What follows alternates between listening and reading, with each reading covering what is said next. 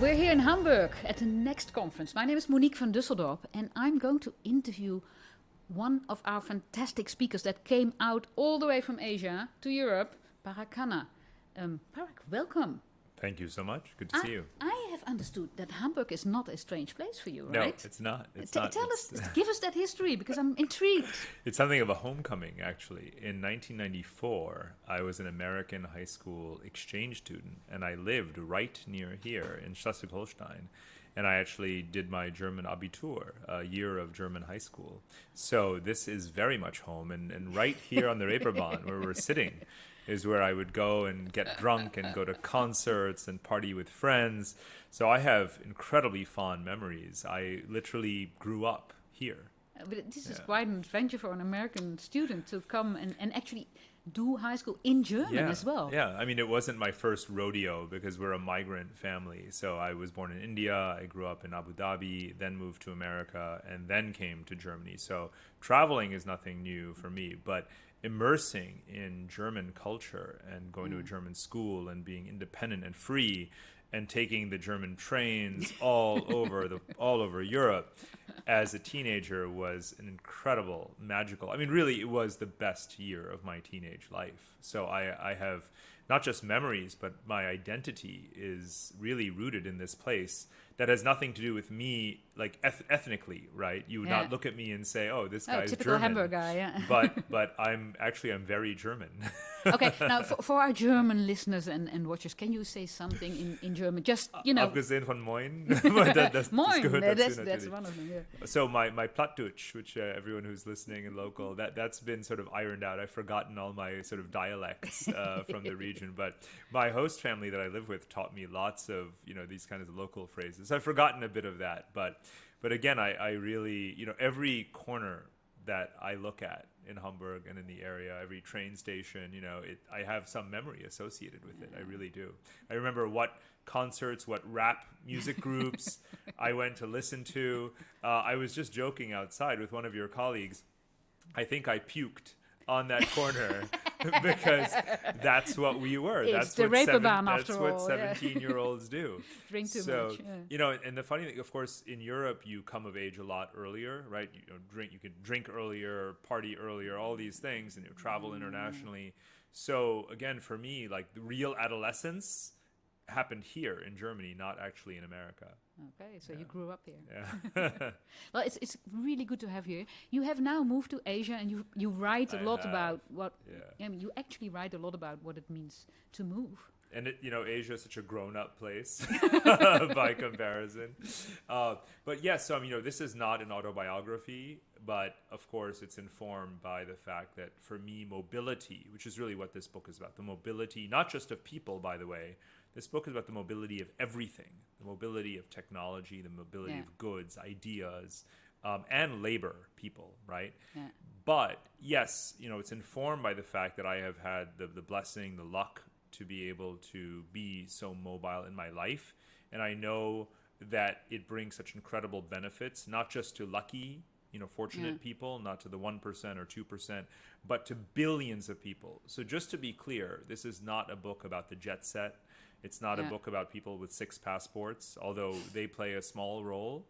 Yeah. But this is a book about what is the future human geography of the world of 8 billion people over the next 10 years, 20 years, 30 years. So this is about everyone.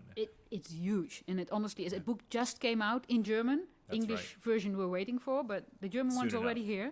Yeah. Just a little bit of background on you for those that don't know you that well. You are a strategy advisor. You have a company called Future Map, and you've been writing a lot about. One book you wrote about is The Future is Asian. But before that, you also wrote about hybrid realities, which is also about these interlocking worlds that we now live in. And of course, your latest book on Move.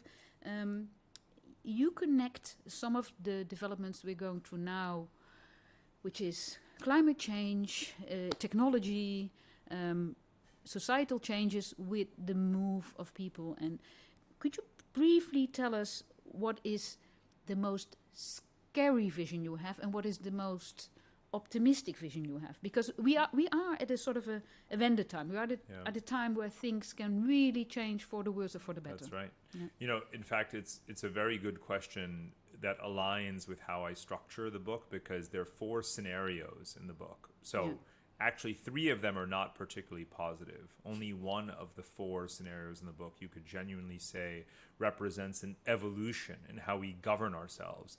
The other 3 are still rooted in the patterns and the practices that define us today. So when you say what's the scariest, well, there's one called the New Middle Ages. There's very low sustainability. Our technologies, our interventions for renewable energy and other measures are not working. Yeah. And we have uncontrolled migration, a scramble of people seeking to survive. It's a hunter-gatherer world in the 21st century is that scenario. And it's a plausible scenario. You shouldn't make scenarios that are not plausible. So each of my scenarios is equally plausible. And not to mention, it's rooted in reality. So when you say, what's the scariest future? Actually, that's the present. It's the present in many parts of the world. And the present is that we don't know how to fight climate change, so we'll go down that path. There are many places. Look, the number of climate refugees in the world today exceeds the number of political refugees.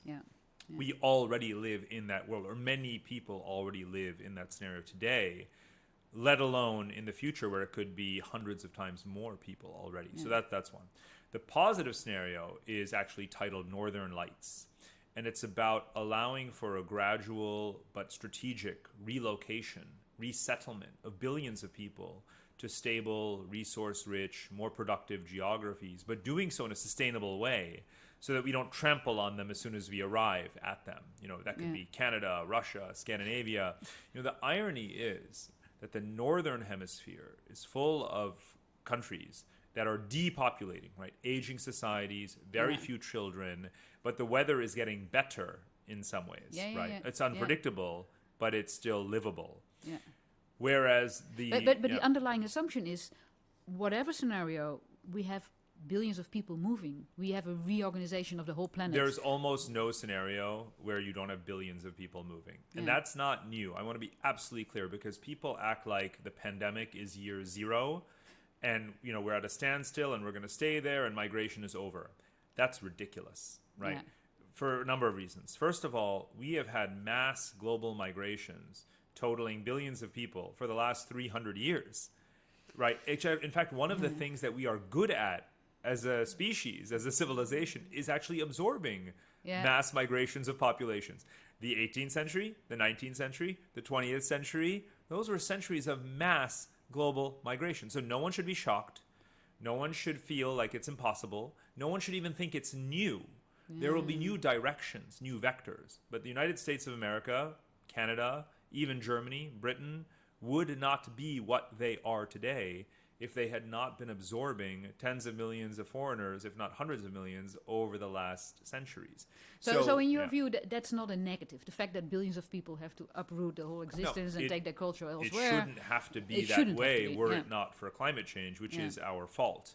But can we manage it well? Can we get ahead of the complexity and the challenges logistically and ecologically and technologically and financially and culturally?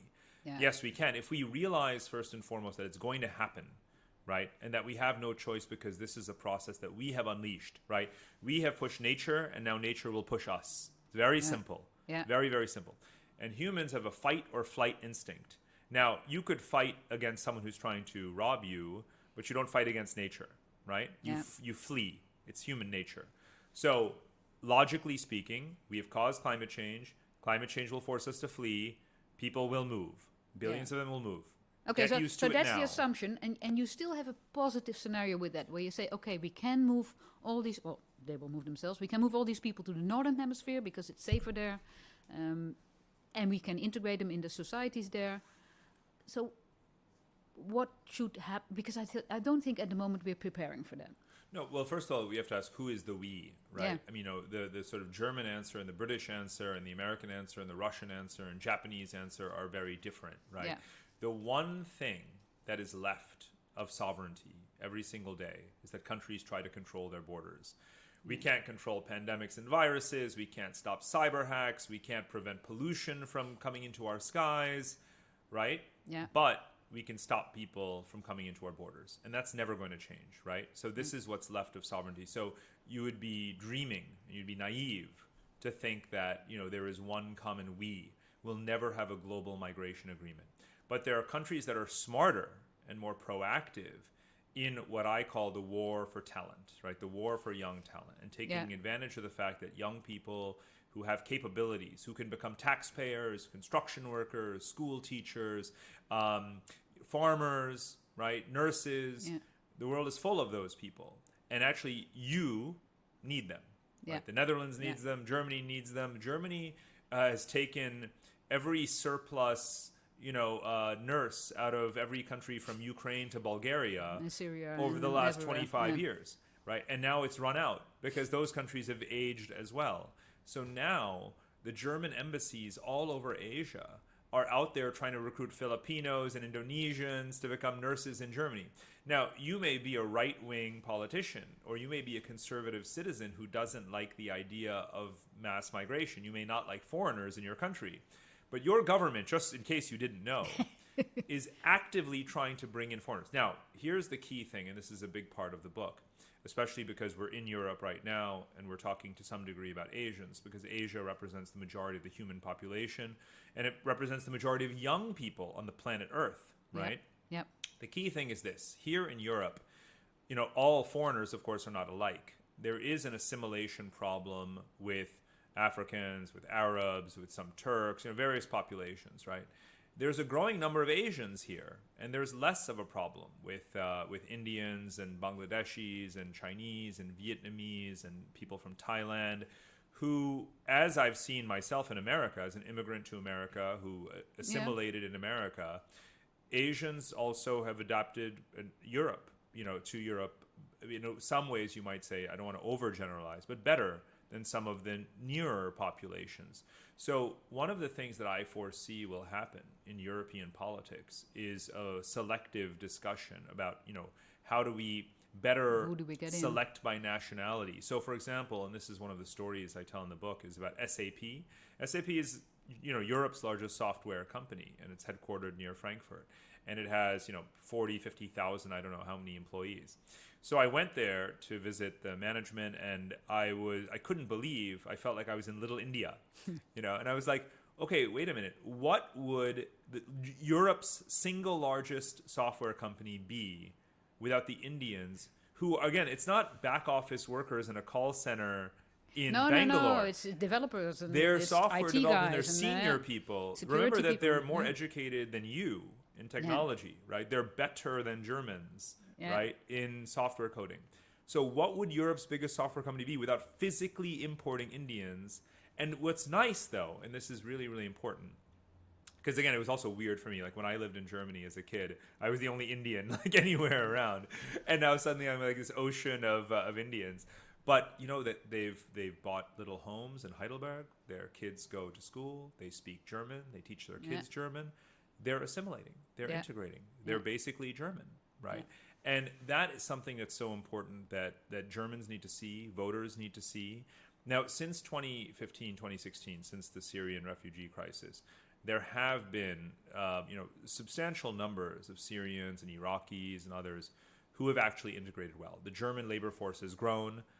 Product output remains high. Germany is the only country with a growing labor force in Europe, precisely because this is an organized country. This is a country with capacity that says, okay, you did what in Syria? What was your job? You were a mechanic? Okay, you go over here, you take this job, you're going to start earning money, paying taxes, right? Yeah. Every country needs to do that. Yeah. And again, when you say we need to prepare, I said, well, Germany is logistically prepared. Yeah. Right? It has space, it has industry, it has capacity, right? Culturally, it's uneven.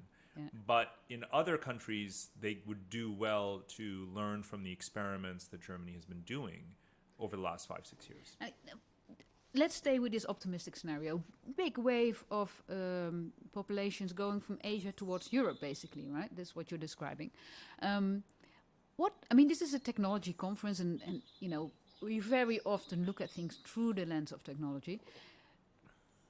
I think at the same time that, you can define the climate change problem and a solution by moving people around to a different area.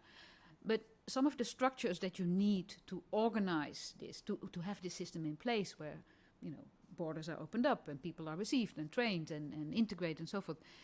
The technology seems to, break up some of those systems right now. I mean, there's the money flows are worldwide and redistributed and uncontrolled. There's new system in place where, there's a worldwide supply chain which is breaking up sometimes, but still, I mean, it seems like we've lost control over some of the projects that we need to guide us into a safer future. So fundamentally, the reason we feel like things are out of control is because they're complex. Complex systems are always changing. They never go back to what they were, right? Otherwise, it would just be complicated. There's an order of magnitude difference between something that's complicated and something that's complex. Yeah. Our world is a complex system, and it's always evolving. And there's so many factors and inputs driving it. Butterfly effects, right? Yeah. A pandemic, But the key driver of that complexity is connectivity. Things are more complex because they're more connected. So you have more feedback loops and influence across places and issues, right? Yes. So that's why we are where we are. But that connectivity can be a really good thing. Connectivity is the foundation for mobility, right? It allows people to pick up and move if they need to escape disaster. You've got roads and highways and airplanes and boats and ships, right? It also has digital mobility. So even if you can't physically move, you can be digitally connected. You can take money when you need it, right? You can do a job from someplace digitally, that kind of thing.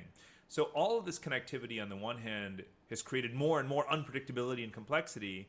On the other hand, it's a form of salvation because it enables that mobility as well. So this is why I'm fundamentally optimistic that we've built so much connectivity. Let's use it. Yeah. Let's use it to recirculate human beings. Let's use it to relocate industries, that sort of thing. Okay. So what is the gloom and doom, the very darkest version of this scenario where all this doesn't work? Well, like I said, it's breakdown, right? Yeah. It's hunter-gatherer. It's, infrastructure is destroyed by very frequent natural disasters for which they are not sufficiently physically robust to withstand. Political systems break down, obviously. Supply chains break down. You cannot trade and acquire food. Think about our far-flung supply chains. When we had an avocado, you had an avocado for breakfast. They do not grow avocados in northern Germany, right? Yeah. So supply chains break down, societies and politics break down. Asset values are shredded, right? Your home is not worth what it was worth, right? Yeah. Real estate and our major industries collapse, our stock markets collapse, that kind of thing. And then, like I said, you have uncontrolled migration. People are just saying, get me out of here. I don't know where I'm going, right? So there are, again, some places that are already like that. You've had what are called 0-day events where the taps run dry. There's no water. One day in... It's like South Africa, it happened in Cape Town, South Africa. It happened in Chennai, India. It happened in Sao Paulo in Brazil, right? It happened in Dakar, Senegal. That's all within 2 years, by the way. And we have had heat waves in places that we didn't expect. Exactly. You've got forest fires in Siberia, forest fires in Greenland, by the way. Most people don't even think Greenland has trees. Yeah. They had a forest fire. They've now detected Siberian forest fire smoke at the North Pole. So, there isn't... I originally set out to identify specific places that would, for sure, be what I call climate oases, right? An oasis is, a zone of calm, of stability ecologically. Yeah. But I realized that there is no perfect climate oasis because it's not just about the environment. Let's say we all decide that we're going to go to Sweden, right? Sweden's perfect. Sweden's a climate oasis. Well, I have some news for you. As you probably know, Sweden has a hard time absorbing 100,000 migrants, let alone, sort of 15 million people showing up at its door. So we have to manage migration in a way that we don't destroy. Well, what is a country that, from a point of view of climate, I guess Russia seems pretty empty, right? There's lots of space there. It's pretty damn empty. Yeah. However, the only country that practically is seizing upon and embracing this reality is Canada. Yeah. Unfortunately, for most people on Earth, Canada is on the other side of the world. But fortunately for Latin Americans and skilled Indians and Chinese, it's only one flight away across the Pacific Ocean. Yeah. A couple of years ago, while Donald Trump was still president, Canada imported more Indian professionals than the United States. Now, let's bear in mind, Canada has 1/10 the number of people as America. Yeah. But they took in an equal number of total migrants and an equal number of skilled Indians. So Canada is doing, God's work, you might say, right? They have a consensus, a strategy, a vision. They will increase their population by 1% every single year through migration. Yeah. That means 400,000 people. Now, here's something interesting. Germany has twice as many people as Canada, but a German government study from just a few weeks ago said that Germany also needs 400,000 people per year because its population is shrinking faster. It has a more rapidly aging population, very diversified economy, huge needs in industry, infrastructure, technology, healthcare, you name it. So Germany needs as many people as Canada, and the government has said so. But unlike Canada, you don't have a consistent policy in Germany. You have emergencies. 2015, 2016 was an Refugees emergency, right? So you bring in, close to 1 million people. In Canada, that's natural. It's like all in a day's work, right? But again, Canada is far away, and it doesn't border, 9 other countries the way Germany does. It can really do it in a totally managed way. So I admire Canada, but I sympathize with Germany because the German dilemma is an extreme one. People from the Balkans, from Eastern Europe, from Africa, from all over the Arab world are all pouring in. Everyone wants to go to Germany. No one wants to go to Hungary. I mean, you have like Viktor Orban, who's like, anti-immigrant. He's made it clear and that nobody's welcome. I have some news for him. No one wants to go to Hungary. Have you tried to learn Hungarian? It's like a really difficult language, Yes. And of course, he's not a likable guy. He's not Angela Merkel, right, by any stretch of the imagination. So, we have to be clear that Germany will bear this burden for a long time. But again, this is something I write about in the book, and this is both from my own experience, but more importantly, observing just the last couple of years. In Germany, there's this expression, die neuen Deutschen, right, the new Germans. And it's not a formal designation. It's like a discourse. It's a country that's saying, let's talk about who die neuen Deutschen are, and let's talk about how they are part of the future of German identity. Not, you're not German, I'm German, you will become like me, and I will never change. Yeah. It's like, what does it mean to be German in the year 2025, 2030, and beyond? That kind of like rational, progressive conversation is actually happening here. And I want to remind everyone, and again, this is, going back to the 1990s, when I was a kid here, there was a political party, the NPD. It was, right-wing party. It was associated with neo-Nazi ideas and so forth. They're gone. Yeah, lots of European countries there. Yeah, a few years ago, it was the AfD party, the AfD. I was living in Berlin at the time. There were demos, of the AfD. Where is the AfD in the German election scene, right? Nowhere. So I just want to remind people that populism is a very, very short-term phenomenon. At the end of the day, the law that tends to govern our decisions is supply and demand, right? And that's a good thing. Supply and demand we think of as like market economics, right? But actually supply and demand applies to people as much as anything else, right? Your country, if you suddenly realize you don't have people, you open yourself up to importing people because you realize that you will die without people. It will happen even. And so if, Viktor Orban doesn't want migrants, that's okay because Hungary just won't exist, right? That's what's happening like Bulgaria. No one wants to go to Bulgaria either. But Bulgaria has been one of the most rapidly depopulating countries in the world. And they only have a few million people left. And it's actually a pretty big country. And it's rich in resources. So one of the things that I'm not afraid to say that other people would obviously find scandalous is that, there will be occupants of the space that is today called Bulgaria.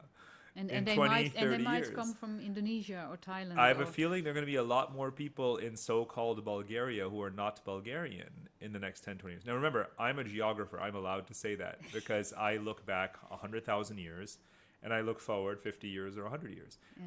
To me, it's obvious. It may offend you, but I'm just stating a fact and a very likely fact. To you, it's going to happen. So we almost have to wrap up, but what you say is very much a call out to governments and politicians to be aware of this, and lawmakers to accommodate the laws to make sure that this happens in an orderly way. But what is your call to companies or to citizens even? I mean, what are the other Let's other break it factors in down. society? Let's talk about the companies. The companies are very progressive. In America, in England, all over Europe, companies lobby their governments to say, please let migrants in. Yeah. We need workers. We need customers. If you're in real estate, we need occupants. We need people to pay rent, right? Towns and villages are emptying out. In Spain, Italy, even Germany, this has been happening in East Germany. The budgets of towns are shrinking as their populations age and die, and people move out, so they can't even afford to keep libraries open. What kind of a first world society has to close its libraries because it's lost taxpayers and citizens? And those are the places, of course, that, of course, if they're rural, it's understandable that young people want to move to cities. But if you're rural and also right-wing populist, then it's your own fault. Because nobody wants to move there. And you're aging. So wouldn't you prefer to have a nice nurse to take care of you when you're old? Instead, I'm going to be very mean here. You will die alone. Yeah. You will die alone. If that's what you want, if that's the fate you choose, go for it, right? But again, you will die with an iPad next to you, and somebody in Indonesia will talk to you, and say sweet things. Hopefully your maybe. children will. But remember that family structures have also changed. So maybe the push for change will come more from companies because they see an immediate need for more people rather than from governments who tend to speak to the population and say that we'll the keep them biggest out technology companies in the world, the American technology companies, have joined together, and they spend hundreds of millions of dollars every year lobbying Congress to enable greater migration. Yeah. There is a pragmatism, a sensibility among most people that is not reflected by populist governments, not by Trump, not by Brexit, not by right-winger, not by the five-star movement in Italy, not by the AfD in Germany. And there's a reason why they're gone. There's a reason why Trump is gone. There's a reason why the five-star movement doesn't run Italy, right? It's because they're wrong. It's because their policies are stupid. You are optimistic, right? yes. No, I'm an accidental optimist. You just observe what's happening. I'm just seeing what's happening. We live way too much in the moment. We think that everything that happened today tells us what will happen tomorrow. But right now, if that were true, why is it easier to migrate to England than it was before Brexit? After even before and after Brexit, if you were a foreigner, you wanted to from an Asian country and you want to move to England, you have to show your job offer. You have to maybe pay a deposit, probably a lot of money that you don't even have. Do you know that right now, Monique, if you want to, you can just get on a plane, fly to England. You can be an Asian. You just have to say, I graduated from this university or whatever. You have to some documentation of who you are and what your skill is.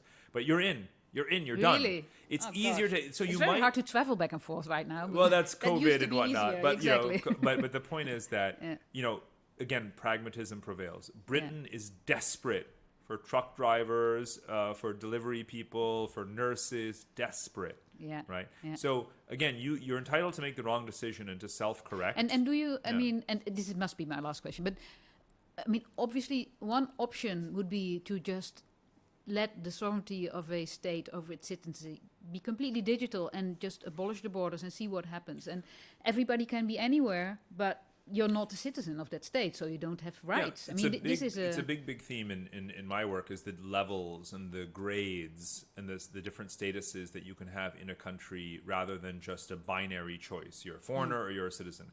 And I think that's very healthy. And more countries have those. Entrepreneur pass, technology pass, guest worker pass, doctor pass, this kind of thing. Yeah. That's great. And you allow people a fluidity to change their status over time. You allow them to collect points and move towards citizenship eventually. Again, around the world, this has already been happening for many years, right? Most countries, you know how many countries had nomad visas like 2 years ago?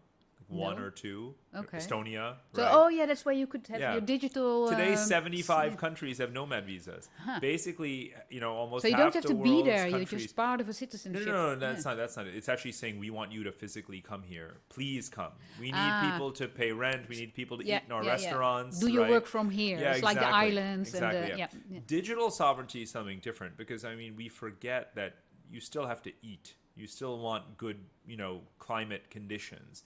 So it's easy for rich people in rich countries with clean air to say, oh, I'm a digital citizen here, I'm a digital citizen there. Again, in my work, I'm concerned with 8 billion people and a fair distribution of the human species. Most people don't get to say, oh, I live in Sudan, but I have an Estonian digital citizenship, so therefore my life is great. Yeah. But that's actually, your life is not great, in Sudan. Yeah. So digital citizenship right now is not good enough. I think it's incredibly important. I want to see passports on the blockchain. I want to see crypto e-wallets, right? I advocate all of these things, including digital platforms where you can engage in services and receive whatever services that are because it will usefully facilitate digital. this movement immensely, right? I'm 100% for it. I have whole chapters about it. I promote it. But I'm also there is a physical, geographical reality, and we need to resolve that as well.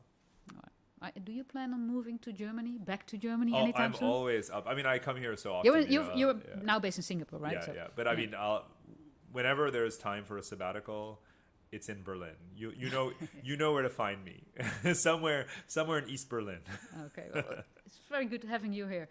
We have 5 more questions for you. So, here they come. Oh, maybe I should have because we do a little bit break there. They edit this out. Sorry, guys. All right, thank you so much for being here. My pleasure. All right. Parag, it's very good to have you here, and we have 5 questions for you. There is another planet. Our planet is doomed, and 1,000 people have been chosen to leave this planet and go to the next one and start a new society, and you are one of them. But you have to answer 5 questions. Okay. This is our challenge to you today. All right, the first question is, you're preparing, you can pack, and there's one luxury item you can take with you. What is it going to be? A tennis racket. A tennis racket. I'm obsessed with tennis. I'd bring 2 if I were you. Yes, that's thank you. Am I allowed to? Okay, And maybe good. maybe a set of And tennis a ball. balls as well. Tennis. Okay, so tennis is your favorite sport, right? Yeah. All right. Hope that there's lots of gravel on the planet, but I feel like there will be. I hope no one else said tennis racket in this interview. Not so far. Good, No, okay. not so far. Okay, there's one person you can nominate to be among those thousands. Not your wife, family, but just somebody from planet Earth that you can bring along, or a particular type of person that you feel, if I have to choose 1,000 people, that person has to be among the 1,000. A farmer. Did you see the movie The Martian? Yes. He proved to be quite handy. A very, very good farmer with maybe an engineering A background, skilled right? botanist. Yes. Yeah, With a bit of, IT. exactly. Okay, a farmer. A farmer is an excellent answer because we have to eat there.